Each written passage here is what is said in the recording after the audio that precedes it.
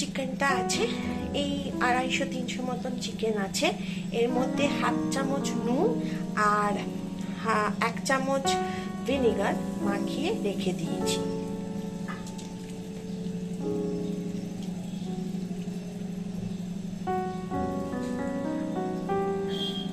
চিকেনটা যেটা বলেছিলাম একটু নুন আর ভিনেগার দিয়ে মাখানো ছিল, 10 মিনিট হয়ে গেছে। এবার এর মধ্যে আমি আরো কিছু জিনিস ম্যারিনেশনে মেশাবো। এ দেখো পেঁয়াজ কুচি, এটা মোটামুটি একটা মাঝারি সাইজের গোটা পেঁয়াজ আর একটা মাঝারি সাইজের হাফ পেঁয়াজ কুচি আমি এর মধ্যে দিয়ে দিচ্ছি।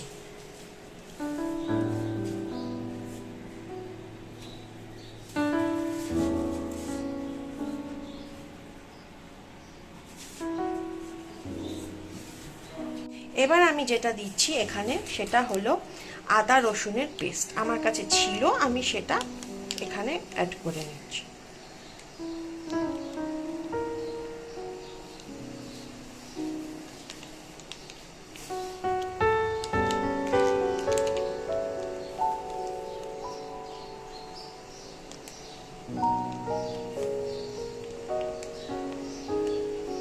এটা মোটামুটি ওই 4 চামচের 2 চামচ মতন আমি দিয়েছি।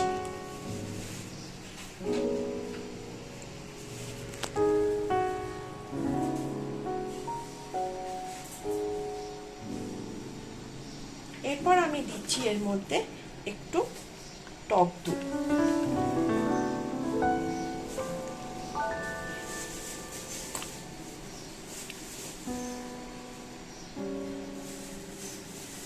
এটা ওই ধরো একটা 1 টেবিল স্পুন ভর্তি আমি 1.5 টেবিল স্পুন ভর্তি টক দই এর মধ্যে দিয়েছি। এবার দেখো এর মধ্যে আমি দিচ্ছি, আমরা একটু ঝাল ঝাল খাই তাই নর্মাল যেটা সাধারণ লঙ্কা গুঁড়ো হয় এই চামচে 2 স্পুন, ঠিক আছে। এরপরে আমি দিচ্ছি একটু কাশ্মীরি লঙ্কা গুঁড়ো,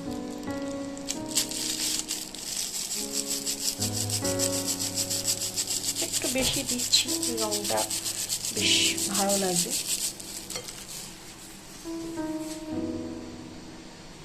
এরপর আমি দিচ্ছি হলুদ।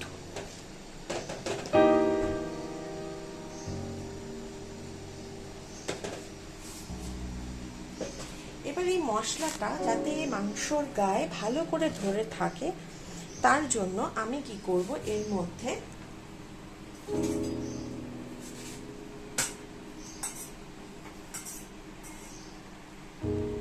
একটুখানি সর্ষের তেল দিয়ে দেব। এটা দিলে কিছুই না, এটা যদি আমি ম্যারিনেশনে দিই তাহলে মশলাগুলো মাংসর গায়ে খুব ভালো মতো লেগে থাকবে বা ধরে থাকবে। এবার এই পুরো জিনিসটাকে আমি হাত দিয়ে ম্যারিনেট করব। এই দেখো এবার আমি হাত দিয়ে ভালো করে এই চিকেনটার গায়ে মশলাটা মাখাচ্ছি। হ্যাঁ মা, সর্ষের তেল দিয়েছি।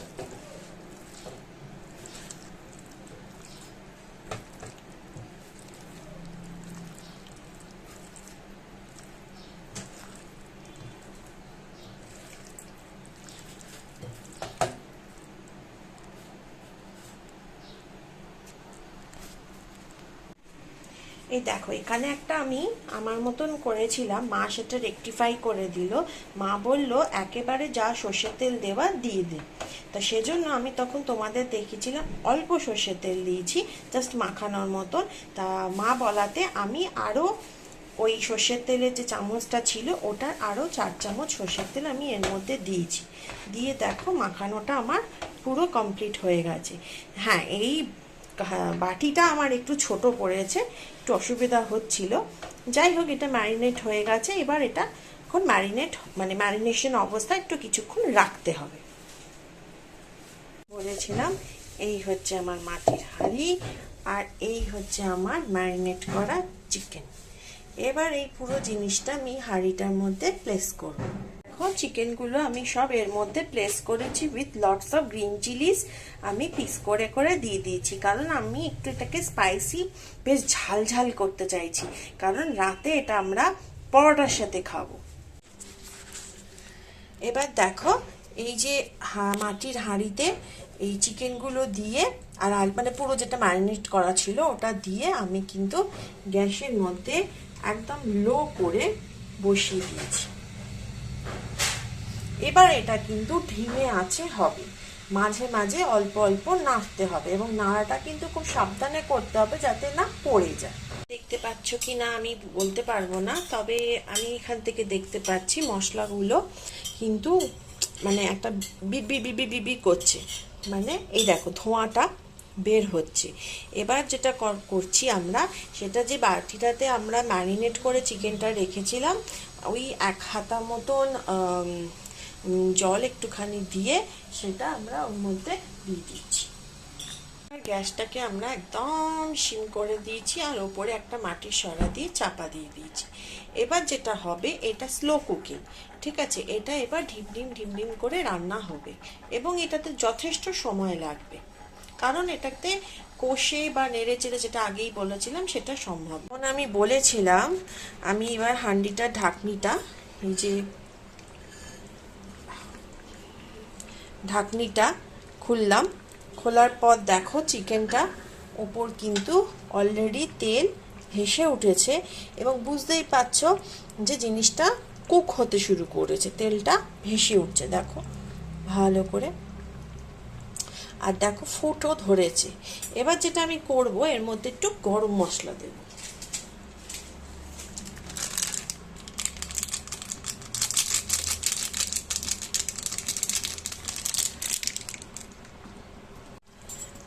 এখনো কিন্তু গরম মশলাটা আমি দিয়ে দিয়েছি, এখনো কিন্তু আলু শক্ত আছে, ঠিক আছে? আরও কুক হবে, আরও নানা করে 40 মিনিটস লাগবে এই জিনিসটা পুরোটা কুকড হতে। আমি আগেও বলেছিলাম এটা ভীষণ স্লো কুকিং, খুব কম আছে, আস্তে আস্তে আস্তে আস্তে কুক হবে। এই যে আমাদের চিকেন হান্ডি, মটকা হান্ডি রেডি। এই দেখো,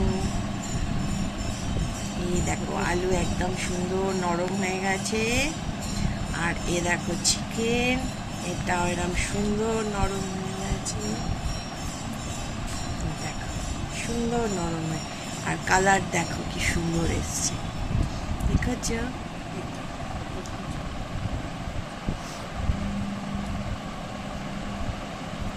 তাহলে তোমরা দেরি না করে, যাদের ভালো লেগেছে তারা আমায় কমেন্ট করো, আর কিছু জানার হলে, আর বাড়িতে সবাই বানিয়ে ফেলো।